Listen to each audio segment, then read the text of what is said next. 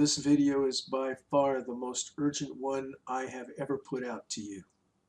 It's urgent because the future of our republic depends upon this resolution being read before Congress.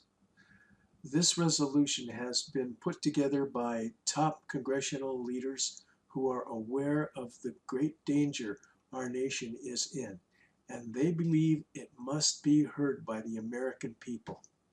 Please watch this video diligently and send it out as far and as wide as you can so that we can all hear the resolution when it's delivered on the floor of Congress. The future of our nation may depend upon it. Today, a 12-page House resolution detailing misconduct at the highest levels of the Department of Justice and Federal Bureau of Investigation.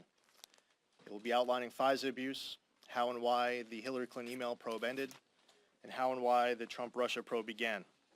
This resolution also calls for the appointment of a second special counsel to investigate the gross misconduct, with the understanding that the Justice Department cannot be expected to investigate itself.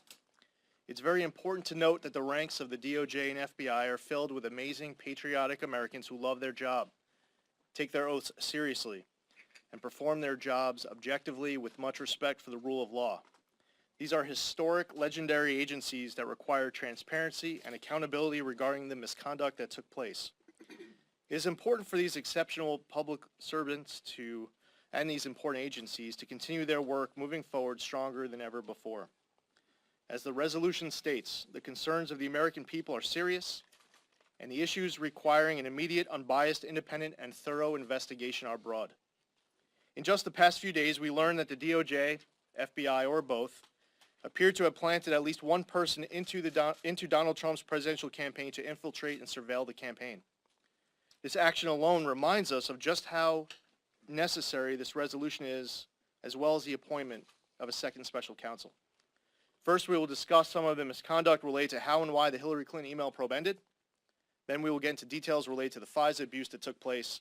And finally, we will discuss the misconduct with regards to how and why the Donald Trump-Russia probe began.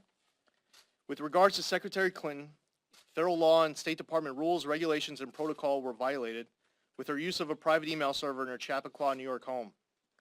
Official communications were transmitted on an unsecured server and included emails that contained classified information when they were sent, in addition to other emails which were retroactively deemed classified by the Department of State. Former FBI Director James Comey has acknowledged that 65 of these illicit emails were classified as secret and 22 were classified as top secret. There is significant evidence that the use of this private server by Secretary Clinton was meant to avoid compliance with the Freedom of Information Act, 5 U.S.C. 552, and done to obstruct justice by not having to turn over incriminating emails in the case of a subpoena. Various sensitive emails subject to grand jury and congressional subpoenas were destroyed on Secretary Clinton's private server through the use of BleachBit software and the destruction of hardware before they could be obtained by investigators in March 2015. In a September 2015 meeting between then Attorney General Loretta Lynch and then Director Comey, the Attorney General instructed Director Comey to refer to the Clinton email investigation as a matter, thus watering down the severity of the investigation and aligning the Justice Department's rhetoric with the messaging of the Clinton campaign. Cheryl Mills, who served as counselor and chief of staff to Hillary Clinton during her tenure as Secretary of State, was offered immunity from prosecution in exchange for access to her laptop that contained many of the questionable emails. According to transcripts obtained by the Senate Judiciary Committee, former Director Comey was prepared to exonerate Hillary Clinton as early as April or May of 2016 when he began to draft a statement announcing the end of his investigation before up to 17 key witnesses, including Secretary Clinton herself and several of her closest aides, were even interviewed. Comey contradicted these transcripts when he stated during sworn testimony before the House Judiciary Committee on September 28, 2016, that he made the decision not to recommend criminal charges for Secretary Clinton after she was interviewed by the FBI on July 2, 2016. Director Comey, in the final draft of his statement, allowed FBI agent Peter Strzok to replace grossly negligent, which is legally punishable under federal law, with extremely careless, which is not legally punishable under federal law. Federal law states gross negligence in handling the nation's intelligence can be punished criminally with prison time or fines. There's also the June 27, 2016 infamous meeting between A.G. Lynch and former President Bill Clinton aboard her plane on the tarmac in Phoenix, Arizona. Immediately thereafter, Hillary Clinton was exonerated. On July 5, 2016, Director Comey violated DOJ rules and unilaterally exonerated then presidential candidate Hillary Clinton in a public statement to the media. One day later, on July 6, 2016, an announcement followed from A.G. Lynch that the DOJ investigation into then presidential candidate Hillary Clinton would be formally closed with no charges. In September 2016, the FBI, during examination of the personal laptop of former Congressman Anthony Weiner as part of an unrelated investigation into him sending sexually explicit messages to a teenage girl, discovered previously unexamined Department of State classified emails belonging to his spouse, top Clinton aide Huma Abedin. It took until October 28th of 2016 for Director Comey to announce via a letter to the chairs of the relevant congressional committees that he was reopening the investigation to Hillary Clinton, an additional egregious delay after the FBI failed to even examine the illicit emails after the FBI discovered them on Anthony Weiner's computer. FBI Deputy Director Andrew McCabe's wife, Dr. Jill McCabe, was running for Virginia State Senate at the time, and as of October 26th, had received $675,000 in donations from the Virginia Democratic Party and Common Good VA, the leadership PAC controlled by Democratic Virginia Governor Terry McAuliffe, a longtime Clinton associate. An investigation conducted by the Office of the DOJ Inspector General noted that on October 27th of 2016, Director Comey required that Deputy Director McCabe remove himself from a conference call regarding the Clinton emails discovered on Anthony Weiner's laptop to avoid the appearance of a conflict of interest after media reports surfaced noting those questionable political donations. Further investigation to whether then FBI Deputy Director McCabe and other FBI officials sought to purposely delay the release of these illicit emails for politically motivated purposes is warranted. Throughout the Obama administration, the DOJ failed to fully investigate serious concerns surrounding former President Clinton, then Secretary of State Clinton, and the Clinton Foundation's connection to the Russian company Uranium One, which received Department of State approval to purchase U.S. uranium mines in 2010. Throughout Hillary Clinton's tenure as Secretary of State, a family foundation controlled by the chairman of Uranium One made $2,350,000 in contributions to the Clinton Foundation, which were not publicly disclosed, in violation of an agreement Secretary Clinton had with the Obama White House to publicly identify all donors. In 2010, while Russian state interests were working to both acquire a majority stake in Uranium One and to purchase American mines, Bill Clinton was paid $500,000 for a speech in Moscow by a Kremlin-linked Russian investment bank that was underwriting Uranium One stock. A confidential informant who worked with the FBI to uncover bribery and other corruption related to the Uranium One matter was threatened with reprisal by the Justice Department under A.G. Lynch when he tried to come forward in 2016. The Senate Judiciary Committee launched a probe in October 2017 to investigate the Uranium One matter, including whether federal departments and agencies such as Department of State knew the FBI was looking into possible corruption before the deal was approved. An investigation conducted by the Office of the Inspector General noted that a multi-state investigation into the questionable dealings of the Clinton Foundation with corrupt donors was shut down in August of 2016, when pressure was asserted on the FBI by senior officials within the Obama Justice Department. The same IG's report also noted that shutting down this investigation into Clinton Foundation impropriety and influence peddling was connected to high-ranking officials in the DOJ and FBI, including A.G. Lynch, Director Comey, and Deputy Director McCabe. The same IG's report also found that Deputy Director McCabe, after consenting to the political pressure to shut down the Clinton Foundation multi-state investigation, attempted to later use unauthorized leaks to the press to create a false narrative that he was opposed to the closure of the investigation, that he did this in an attempt to salvage his reputation following revelations of questionable Clinton-connected money being donated to his wife's Virginia State Senate campaign. With regards to FISA abuse, in October 2016, the FBI and DOJ used politically biased, unverified sources to obtain warrants issued by the United States Foreign Intelligence Surveillance Court of Review, the FISA court, that aided in the surveillance of U.S. citizens, including Carter Page. The warrants grant U.S. intelligence and law enforcement agencies sweeping power to collect bulk information and conduct about collection, which results in surveillance of a broad array of private communications. Steele to the FISA court, failing to disclose that Christopher Steele was hired by the firm Fusion GPS, which was hired by the Democratic National Committee and Hillary Clinton campaign to prepare this dossier, and that the source was unreliable and soon thereafter was going to be terminated as a source. The FISA court was not informed that Christopher Steele was actively opposed to the election of Donald Trump, that he was the unnamed source cited in the media reports that the FBI used to corroborate his dossier, and that Fusion GPS had been hired to perform previous anti-Trump research efforts in 2015. The Woods procedures, which are the FBI's mandatory vetting process required for all FISA warrant applications instituted to ensure that all the facts contained in an application are accurate and verified to clearly support probable cause for a warrant, were not followed. Former Director Comey admitted in sworn testimony to the Senate Judiciary Committee on June 8th of 2017 that material contained in the Steele dossier was known to be both salacious and unverified. Since FISA warrant applications are rarely turned down, are almost never subject to appeal, are presented in closed court with no public record, where the government is not challenged by any defense, it is imperative that the government take extra care to validate the information being utilized to build their case before they take the extraordinary step of waiving rights of a U.S. citizen without his or her knowledge or the opportunity to present a defense. At the FISA court, the government has a responsibility not only to provide the best evidence in support of its case, but also the best evidence against its case. These deeply flawed and questionable FISA warrant applications utilizing illicit sources and politically biased intelligence were approved by the DOJ and FBI officials at the highest levels before being submitted to the FISA court. It was further not disclosed to the FISA court that the wife of fourth-ranking DOJ official Bruce Orr worked for Fusion GPS and that Christopher Steele directly transmitted the dossier and other information through Bruce Orr for submission to the FISA court. With regards to the Trump-Russia probe, to this day, there has not been any evidence that Donald Trump colluded with the Russians to win the 2016 election. In fact, there isn't evidence that President Trump committed any crime to win the 2016 election.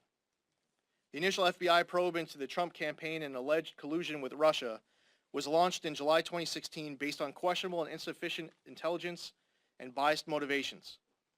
As we've learned in recent days, the DOJ, FBI, or both, appear to have planted at least one person into Donald Trump's presidential campaign to infiltrate and surveil the campaign.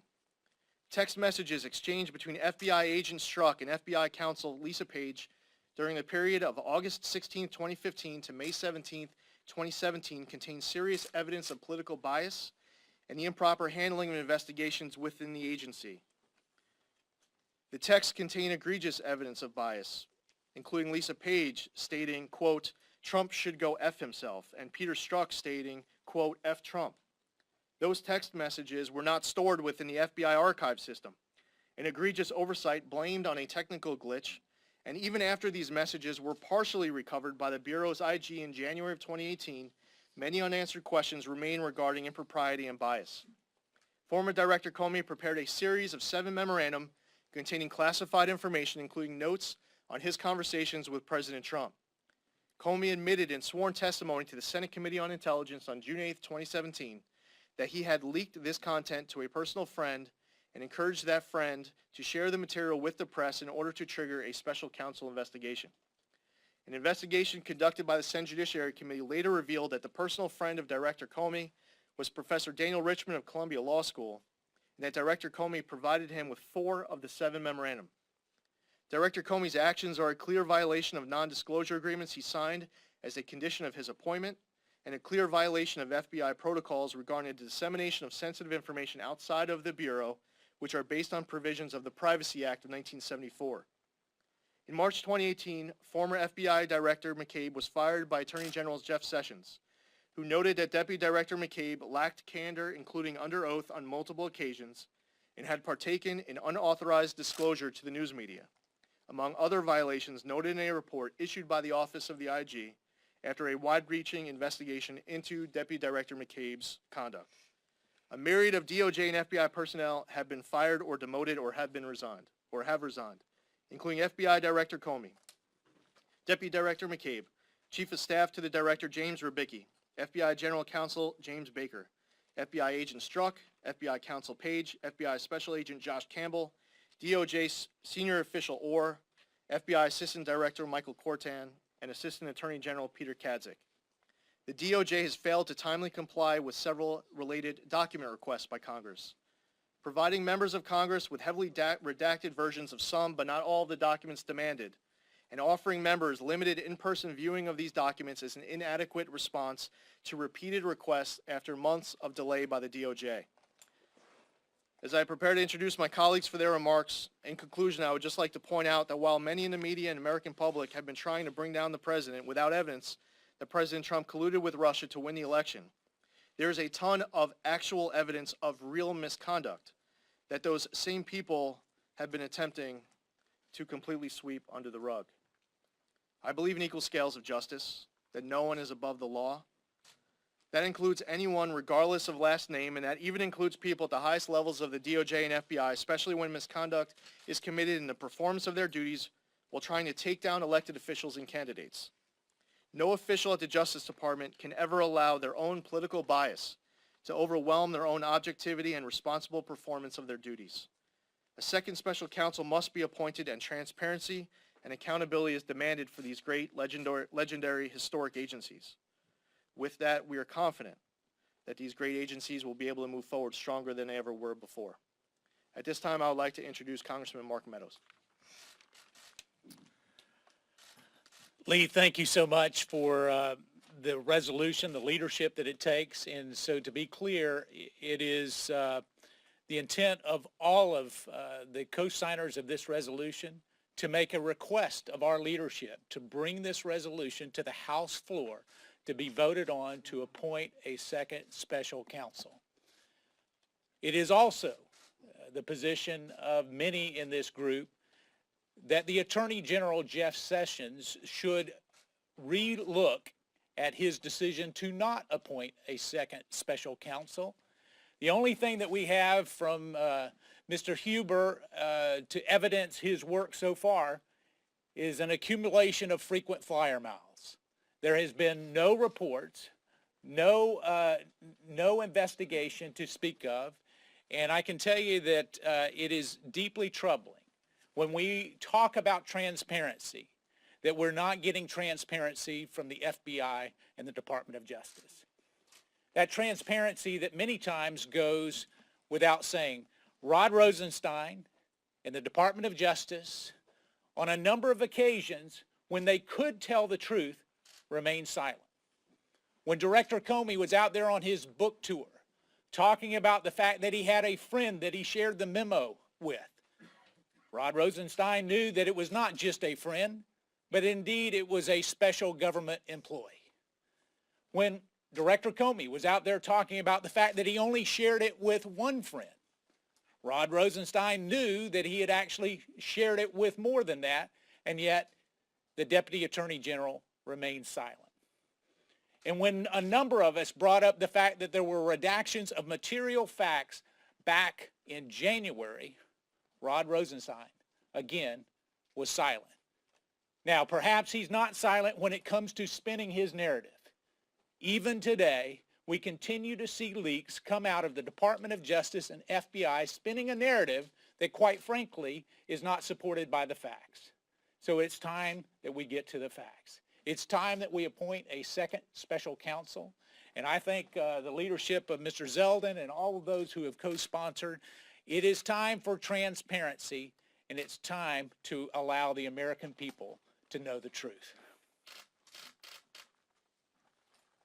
FBI Director James Comey has been fired. FBI Deputy Director Andrew McCabe has been fired. FBI General Counsel Jim Baker has been demoted, reassigned. FBI Deputy Director of Counterintelligence Peter Strzok has been demoted and reassigned. FBI Counsel Lisa Page demoted and reassigned. What did all these fired, demoted, and reassigned?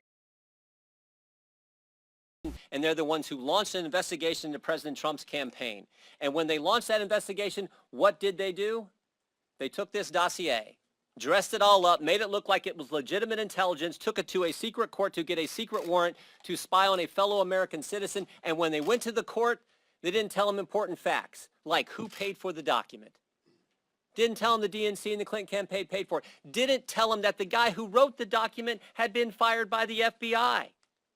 And yet they took it to a secret court to get a warrant to spy on a fellow American citizen loosely associated with the Trump campaign. And now we learn that they possibly paid informants to spy on the Trump campaign. When you and I go to court, we have to give the truth, the whole truth, and nothing but the truth. They didn't do that when they took the dossier to the court, and now we learn that possibly they paid informants to spy on the Trump campaign. And never forget this fact. In all those text messages back and forth between Lisa Page and Peter Strzok, we have that one on September 2nd, 2016, where they say POTUS, President Obama, POTUS wants to know everything we're doing. And the operative word there is everything. That's a pretty darn big category. And we're supposed to believe the Department of Justice can handle this. That's what they tell us. Don't worry. We can investigate ourselves. We can handle this. Trust us. We'll be just fine. Really? Think about this question. Can Rod Rosenstein oversee an obstruction of justice investigation into the firing of James Comey when he's the guy who wrote the memo recommending the firing of James Comey? So we've been pushing for 10 months for this, and I want to applaud Congressman Zeldin for bringing the resolution to the floor, and Chairman Meadows is exactly right. This should be brought to the floor. We should vote on it, and we should tell the DOJ we are sick and tired of the runaround we've been getting from you guys. It is time to have a special, if this fact pattern doesn't warrant a second special counsel, somebody tell me what does. Somebody tell me what does. So this is exactly what is needed, and I appreciate the gentleman's leadership, and I want this, just like the chairman said, on the floor as quick as it possibly can get, and we can tell the American people we're going to do everything it takes to get answers to the questions that they have. The IG is supposedly looking into a lot of this stuff, and while I think that the IG, there's an important role for the IG, and I don't think the IG's work is mutually exclusive from what we're trying to do, the fact of the matter is the IG is not equipped with the tools to be able to get the full set of facts, because he doesn't have subpoena power, isn't able to bring people from outside the agency, and he certainly doesn't have any tools to hold anybody accountable for violations of law. I'm eagerly awaiting the IG report that's been going on for almost 15, 16 months about the Hillary case, and maybe someday there'll be an IG report with some of this that will be beneficial, but it is not sufficient in order to get accountability. And some people say, hey, these special counsels, they're unruly, it's just not a good idea. Understand, there's a difference between some of the things like Ken Starr and back in the 80s when you had an actual independent counsel, which I think was unconstitutional, Justice Scalia did, but that was operating outside true supervision of the executive branch. Robert Mueller, he's a DOJ employee, basically. He is not an independent, or not supposed to be. He's a special counsel supposedly supervised by Rod Rosenstein. I think the reason why this investigation has become unruly, and you're getting into anything under the sun, is because Rosenstein never identified a crime to be investigated at the outset, and he's not done anything to keep Mueller on target. I think basically Mueller tells Rosenstein what to do. So with the special counsel, with what we're asking for here, I don't want them involved in all kind of extraneous stuff. Answer the core questions, investigate potential violations of law, and then move on or hold people accountable. That's the way this should be done. And if you had somebody who was supervising that and was serious about keeping the trains on time, then you can do this in a way that I think can be done much more expeditiously than some of these things have previously. Thanks. To Lee Zeldin for his leadership on bringing this resolution. We do need a vote on it quickly, and that has to be on the floor. Now, back when Mueller was appointed, there was nobody any more outraged than I was. I knew of the damage he had done to the FBI.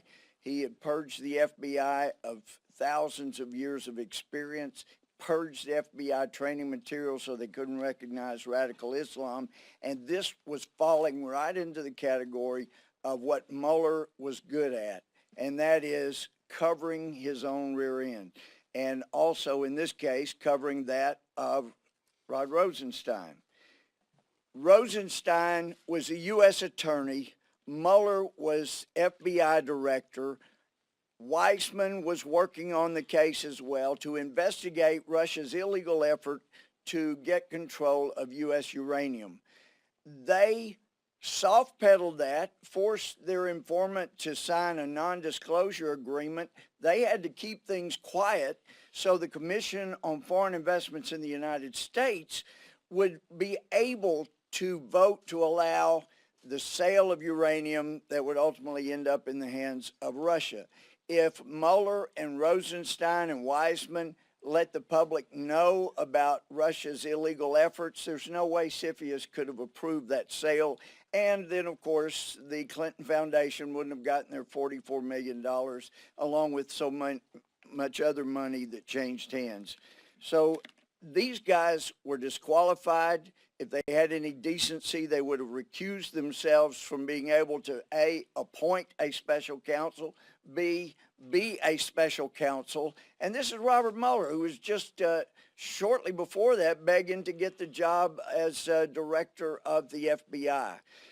He had no business doing this. I think Eric Holder, although he misrepresented facts before the Judiciary Committee, he was not misrepresenting facts to CNN some weeks back when he said, look, I've known Robert Mueller for 20, 30 years, and he's not going to stop, in essence, until he gets Trump on something. And that is the trouble. We need a special prosecutor to investigate the special prosecutor, to investigate Rosenstein. Just as already been said, Rosenstein is a guy that did the memo saying, let's fire Comey. He had no business being involved in this, but there is a reason. And if Mueller had had any interest in making sure the public knew this was a just and proper action, he would have gone out of his way to hire people who were not connected to the Clintons, to the Democratic Party. That way, people would know that this is a just and fair action. No, but since it was not just and fair, they needed people that would cover themselves and cover Mueller and Rosenstein and Weissman. So that's where that's happened. It was June of last year. I told President Trump, look, nobody needs firing more than Robert Mueller, but you can't be the one to fire him because we got some weak-kneed Republicans out there who will say they'll come after you if you fire the guy that needs firing. But you can appoint a special counsel, and that's what we needed then. It's what we needed now. And like any good idea, it just takes a while for it to catch on. Now it is apparent to some of the people I have great respect for right here behind me, and I'm hoping we'll finally get a vote and force this thing to a head. Thank you. I'm just wondering, what is the standard for the appointment of a special counsel at the Department of Justice? You have Rosenstein appoint a special counsel to investigate the president based on a slow-boil suspicion of Carter Page, a Papadopoulos memo written by Peter Strzok, who's subsequently been demoted and reassigned, and a dossier that was paid for by the DNC and the Clinton campaign and curated in part by Russians. So if that gets you a special counsel where, you know, at one moment you got Rosenstein sitting next to Mueller, pitching Mueller as the replacement for James Comey, and not 24 hours later, after it became clear the president was not going to hire Mueller, you've got Rosenstein selecting Mueller to be the special counsel. Here, the factual basis seems to be a lot stronger. Mr. Zeldin showed great leadership. He laid that out. And Speaker Ryan has always said to all of us, he wants a House that has a bottom-up process, that's organic in its activities. 10 months ago, members of the Judiciary Committee began calling for a second special counsel. At the committee leadership level, Chairman Bob Goodlatte of the Judiciary Committee, Chairman Trey Gowdy of the Oversight Committee also called for a second special counsel. When Mr. Zeldin sent a letter to the Attorney General, he was joined by the Majority Leader, Kevin McCarthy, the Majority Whip, Steve Scalise. So we have done what has been asked of us as the membership. We've uncovered the true facts. We've persuaded leadership at the committee level and at the conference level. And now we need Speaker Ryan to put this resolution on the floor so that the full House of Representatives can answer the question about the legitimacy and the need for a second special counsel to investigate what I perceive to be very serious crimes and improprieties at the FBI and the Department of Justice.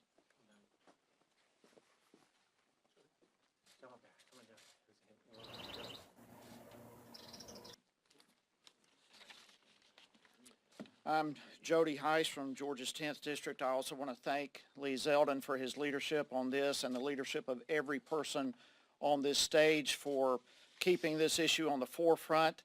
Let me just kind of bring this down as to why this matters to the American people. We've heard a lot of specifics, but what does this matter specifically to the American people? Well, truth, justice, and transparency are not partisan issues or concepts. They are the backbone of American government.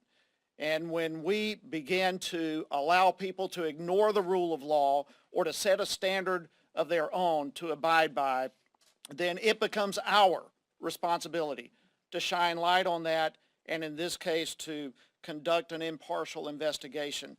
There can be no question at this point, as it appears so evident, that the FBI and the Department of Justice, at the bottom line, wanted Hillary Clinton to not be indicted, and they did not want Donald Trump to be the President of the United States. This ought to be a grave concern to every citizen in this country. In light of all the serious issues that have been raised, the allegations, we've got to get to the bottom of this to determine whether or not the Department of Justice and the FBI tip the scales of justice. We've got to get to the bottom of whether or not their attempts were to benefit one political candidate to the harm of another, and we've got to get to the bottom of the issue as to whether or not they circumvented the rule of law. And so it is time for our leadership to exhibit leadership and to get this resolution to the floor for a vote. The credibility, obviously, of the Department of Justice and FBI is at stake, but what is also at stake is the ability of the American people to trust their government, the FBI, the Department of Justice, Congress, all of us who are in this role to get to the bottom of this. So again, thank each of you for being here this afternoon, and again, Mr. Zeldin and those behind me. It's time we get to the bottom of this. Thank you. Thank you all for being here. Claudia Tenney, 22nd District. I'm really just grateful that my colleague, so happy to join our colleague, Representative Ron DeSantis. On our letter, we outline very clearly the points that were made, that what we think are potential violations of law, and ask them to look into these issues, and we're still waiting. And it's really important that we restore the integrity of the FBI and the Department of Justice so that we have equal justice under law, so that the American citizens know that what we're going to be doing is looking at everything equally and not just picking winners and losers based on political lines. This seems to me like if the tables were turned, this would be another modern day Watergate. And right now, I think we need to really look into this. I think a second counsel is our only option at this point. And I applaud all my colleagues, echo their sentiments. This is something we really have to do if we're going to stand up for the citizens of this nation. And I just want to say thank you to Lee and to everyone here for standing strong on this issue, and for all of you for hopefully reporting this and getting it out there so the American people know that we are going to be standing for equal justice under law. Thank you. Paul Gosa from Arizona's 4th. And you wonder why this matters. Fool me once, shame on you. Fool me twice, shame on me. How many things have we had to see in government oversight, from Fast and Furious to IRS to the reporters delegation? Once again, Article 1, Section 8 gives us this power and purview to oversee this application. Benjamin Franklin was asked, what kind of government did you give us? A republic if you can keep it. And the fundamental aspect of a republic is to hold everybody equally accountable to the rule of law. When you look at all the things that Mr. Zeldin actually orchestrated and you start tying these pieces together, this was an orchestrated campaign against a duly elected government. That's why there's nothing short of treason for those that actually participated in that FISA or participated in this. The American people deserve the facts, they need the truth, and they need to know that everybody is held to the same standard of the law. Morning, Andy Biggs from Arizona's 5th District. I'm thankful to Lee Zeldin for bringing this forward and my colleagues behind me who have spoken, and I'm reminded of what a former Arizona congressman said. Everything's been said, just hasn't been said by everybody yet. So I'm going to take a minute to just tell you my little view of this. What has been said is dynamite. It's a scandal of our time, scandal perhaps of our lifetime. There's two key components here that need to be really explored, that were set forth but need to be really outlined more. Number one, and Congressman Jordan mentioned it, and that is reference to the former administration where the president was to be informed of all things going on. We need to know really what that meant. We need to know how high this scandal went. That's imperative. Number two, the apparent motivation for all of this misconduct, going right back to the Clinton scandal, right on into the current scandal, is political in nature. That is antithetical to what the founding of this country and the fabric of this nation today should be and was. Those two things right there are things we need to continue to investigate. We need a special counsel to go forward and investigate everything that we've iterated in this resolution. But moreover, we need to get to the bottom of what the previous president knew with regard to this misconduct.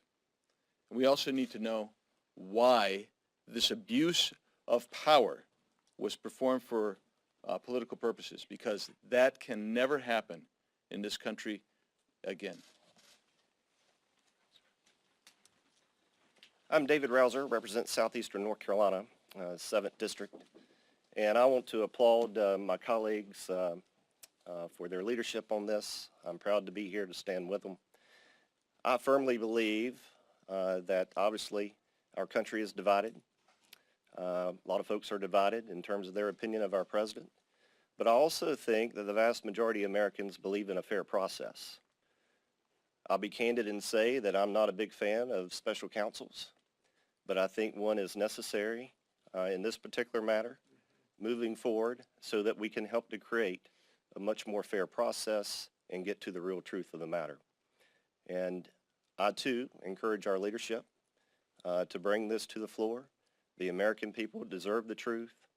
And not only that, it's imperative, I believe, for the future and survival of our republic. Thank you. I'd like to thank all of my colleagues who are here, the chairs and committee members of the House Intelligence Committee, Judiciary Committee, Oversight and Government Reform, the House and the Senate, for all of their hard work to be able to uncover all these facts, and we'll be happy to answer any questions anyone has.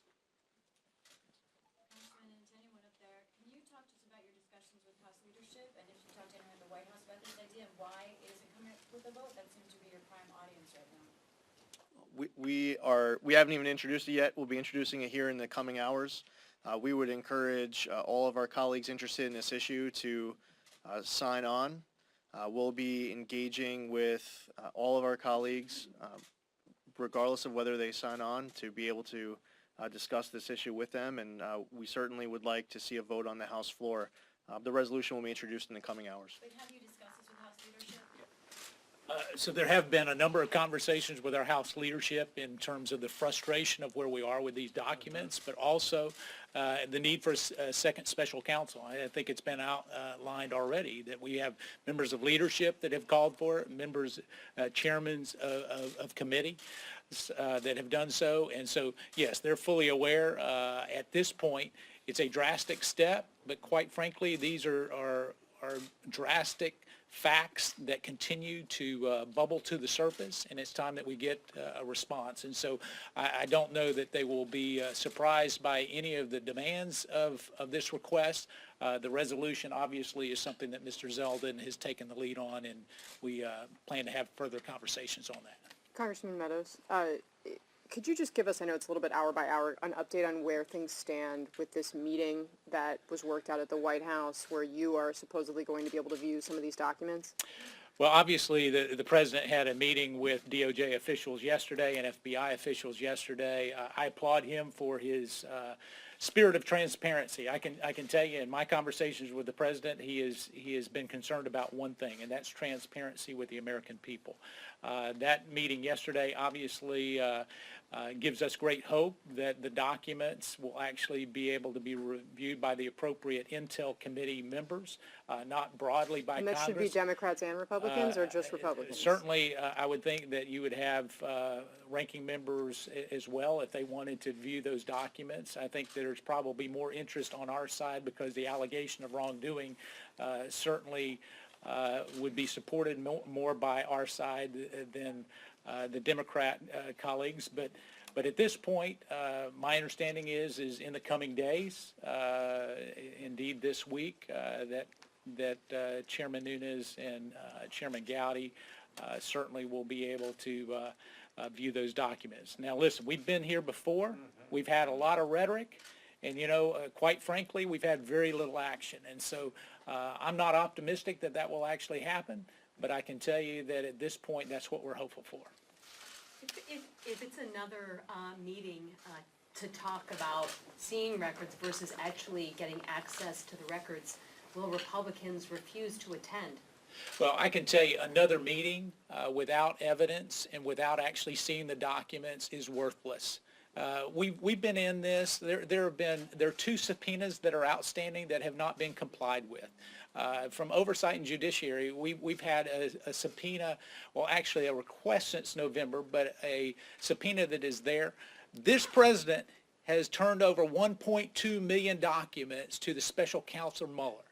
And yet, our DOJ and FBI in a 7-month period has delivered less than 19,000 documents out of a possible 1.2 million documents. Most of those are duplicative. And it is time that we get to see the documents. And so just having a briefing is not what we're talking about. We actually need to see the documents. We believe that we have a clear understanding of what's there. I have a follow-up question for Congressman Meadows or whoever wants to take it. Putting media reports to one side, what does the evidence show about the number of informants that were used to target the Trump campaign? Yeah, I think at this particular point, that would be in a classified setting, and I'm not privy to that. As you know, we've had a number of documents that we've reviewed in a non-classified settings where you can make the argument that there was more than one, but that is certainly not something that I would be privy to and can't speak with authority on. Just one follow-up question, if I could. Go ahead. Mr. Meadows and Mr. Gates, you guys talk to President Trump often.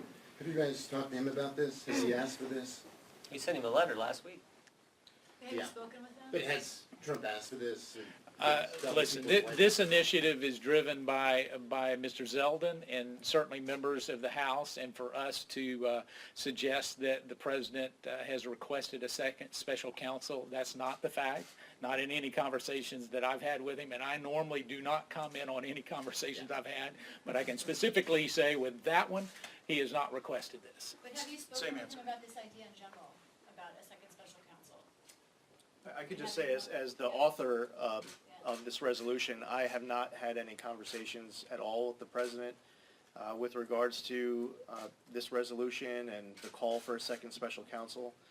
This has been 100% a product of talking to the colleagues, to my colleagues who are signing on to the resolution, 100%. I had a clarification question, I think it's for Congressman. The evidence show that Bruce Orr was given information by his wife, who worked for Fusion GPS, and that information was used to either obtain or renew a FISA order. Bruce Orr was in direct communication with Christopher Steele directly, so there is no doubt that that connection, that conflict was real and one that resulted in information being passed through Bruce Orr to the Justice Department, to the FISA court as an intermediary. Just really quickly, I'm happy to throw this to whoever.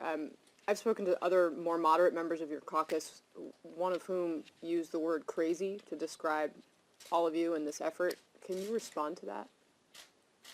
You want to give us the name? I'll be glad. Yeah. No. In what context? This resolution specifically? That this effort, yes, that this pursuit, please. That a separate and equal branch of government wants the information it's entitled to do the constitutional duty of oversight for the American people? If that's crazy, you got to take that up with the guys who wrote the Constitution, because that's exactly what we're supposed to do. So just give us the stuff. Give us the information that we're entitled to see so we can get answers to the questions that the American people have, that we have, and frankly, that all of you in the press have. So that's exactly what we're supposed to do. This, because we've been so frustrated, this is an effort that has to happen to get to the bottom of all this. And Casey, let me just, there is no one who's read more of these documents personally than I have. So I would challenge any of my colleagues, if they want to be informed on the probable cause and the real reason for us requesting that, they can come and we can spend weeks reading over the documents that I've read over the last 7 months, and I can assure you there's a there there. Yeah, and I would just add that what seems crazy is when you have the former Attorney General meeting with the former president, the husband of the target of an investigation on the tarmac, and then immediately exonerating Hillary Clinton. What seems crazy to me is that Bruce Orr, whose wife works at Fusion GPS, is serving as an intermediary with Christopher Steele. It seems crazy to me that James Comey would be writing an exoneration before interviewing Secretary Clinton and all of her closest aides who weren't yet to be interviewed. What seems crazy to me is that you would go to a FISA court and be presenting this dossier and not be telling the FISA judges that the information is unverified, that it was paid for by Hillary Clinton and the Democratic National Committee, and providing all the other information that was important for those FISA judges, not only to know what the government's best evidence were, but also what the government's worst evidence was. So, as far as what's crazy about all of this is the fact that every single thing in that resolution is accurate. That's crazy. Let's take one last question. Two less. As it relates to some of these document requests that continue to be made at the Justice Department, there's reluctance on the part of the Justice Department to turn those over, not simply because of the classified nature of the requests and some of the materials involved, but also because this is an ongoing investigation. There's concern about potentially sharing with the potential subjects of an investigation materials relevant to their investigation. Is that proper? Should the White House ensure that the President himself, former officials, are walled off from any materials that might be shared? And can you commit that members of Congress are not sharing with the White House any of these sensitive documents that might be helpful to the President and his legal team as they prepare potentially for a meeting with the special counsel? Pardon us for our skepticism on the Department of Justice's filtering of the information they provide Congress. We've already caught them redacting information that was not redacted as a consequence of any national security concern or any sources and methods concern, but because it was personally embarrassing to them that they were talking about their relationship with a judge who might oversee hearings. So the Department of Justice has lost their credibility to self-filter based on their own conduct. And look, I mean, a second special counsel solves back against that concern, because if a second special counsel is appointed, you have independent eyes that are able to collect the evidence, make a review, and then bring an action forward. And so you could in essence, divorce those concerns from a process that had more integrity, and we think that Mr. Zeldin has laid out that correct process. Yeah, and I would just add that all the concerns about not being able to provide information for national security concerns, and then you provide the information and you see that there's nothing in there that risks national security, happens time and time again. The facts are, after you actually end up reading the documents, that the real reason while they were saying national security was that it would cause embarrassment to people who did the wrong thing. Last question. So you all have made it clear that you're pursuing this information because the American people deserve transparency, but you didn't really get around to the question, did the president encourage this effort at all? I answered black and white, 100%, absolutely not. I will tell you. None of you have had conversations with the president about this. From those who answered the earlier question, they said the same. I can just, speaking for myself as the author of this resolution, 100% of my conversations, of my interactions with anyone has been working directly with my colleagues who are signing on to this resolution. This was a product of those discussions entirely, and I have not spoken to the president in any way, shape, or form as far as the subject of the contents and the purpose of this resolution. All right.